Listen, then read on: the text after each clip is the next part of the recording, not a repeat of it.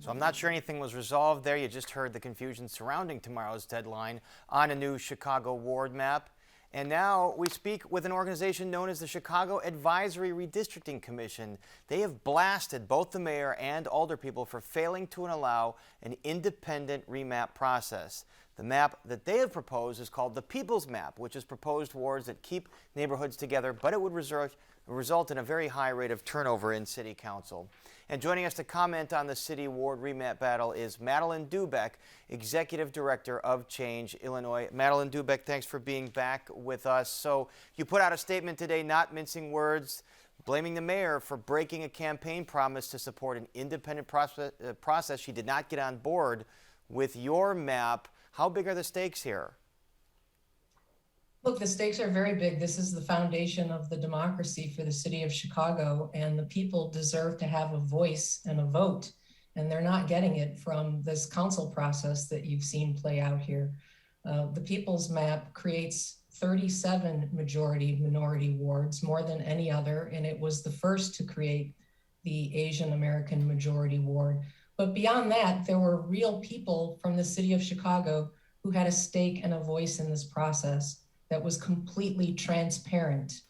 And, you know, hundreds and hundreds of people came to meetings at nights and on weekends that were all live streamed. Every bit of it was public, and they want to have a say in their neighborhoods. And this commission really listened to the people and created this People's Map. It's a great opportunity at this moment now for aldermen and alderwomen and alderpeople to support the people that they have supposed to have been representing all this time. We've asked alderpeople about transparency. As you just heard, the map supported by the Black Caucus won't even be seen until tomorrow, and that's the day they're supposed to vote. The Latino Caucus put out their own map, but what they say is, well, the public gave us input, and we took that input into account. Is that a public or transparent process?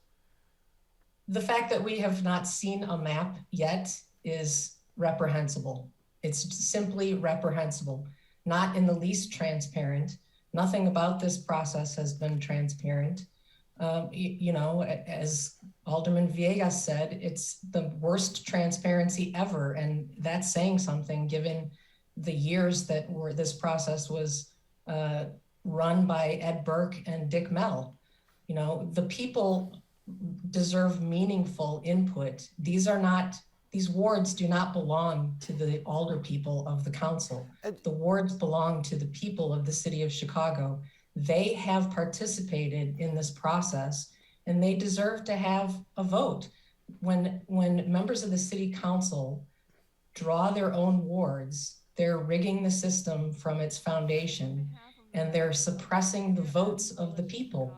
This is about incumbent protection, and it's time for it to end. Besides process, what are the main things about the ward map that you put out that are different than these maps being talked about? Look, the very most important thing is that this People's Map truly is compact and contiguous. This commission of diverse average residents from all over the city of Chicago worked very hard over June, July, August, and September to draft this map after listening to public input from real people throughout Chicago. And they uplifted and upheld the concept of keeping communities whole. That is not something you're going to see in any of these other maps. People in Englewood, Logan Square, Austin, back of the yards now have a chance to have one person to contact when they need help from the city rather than 6 or 7. And that is huge. And as we know, those neighborhoods you mentioned have been split up into many wards, as many as 5, which has caused all kinds of confusion. This is going to go to referendum, it looks like, unless there's a last-minute deal. You need 10 alderpeople to support the map you've put forward. Is there any chance you're going to get that? Look, it's not over till it's over. There's always a chance, and I would call upon every member of the city council to step back and think about what they have done to this point.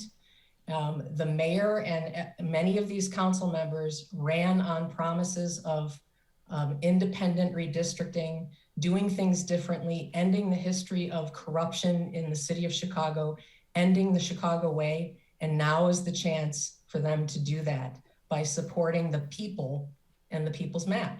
As you mentioned, you have a lot of members of city council that campaigned on these kinds of things, want transparency. Why then is it so hard to get 10 to support what you've put out? You know, the pull of self-preservation is a very strong one. It's, you know, human nature. I understand that. But, you know, I would also suggest that it's time for the people to hold their elected officials accountable and remember what is going to happen here in the next few days when it comes time for the election. You know, everybody's going to be held to account for their actions that they take. And what we've seen so far is an absolute blockout of meaningful public input in this process that's been run by the City Council and the Rules Committee. All right, and again, if there is no 41 votes tomorrow, it goes to a referendum in the June midterm primary. The Latino Caucus will probably try and get their map on there, other maps likely on there. But here's something that's unusual. They can cancel the referendum if they get 41 votes anytime between now and 40 days before the primary. What do you make of that little wrinkle in the law? There's always little wrinkles when it comes to activities in the city of Chicago, but there's a chance here to do the right thing, to do right by the people of the city of Chicago who have worked very hard to make their voices heard. You know, 10 years ago when we went through this process, they didn't get to 41 votes until the middle of January. I hope that the people get a chance to choose what map best represents their needs and their communities. I believe that's the people's map. It's been an open and transparent process, and the people deserve to have a voice. That these are their wards. They don't belong to the aldermen. All right, we'll see what plays out tomorrow. Of course, gerrymandering, a hot topic all over the country with congressional districts and other legislative districts, and here in Chicago with the ward maps. And our thanks to Madeleine DOUBEK. Thanks so much. Thank you, Paris.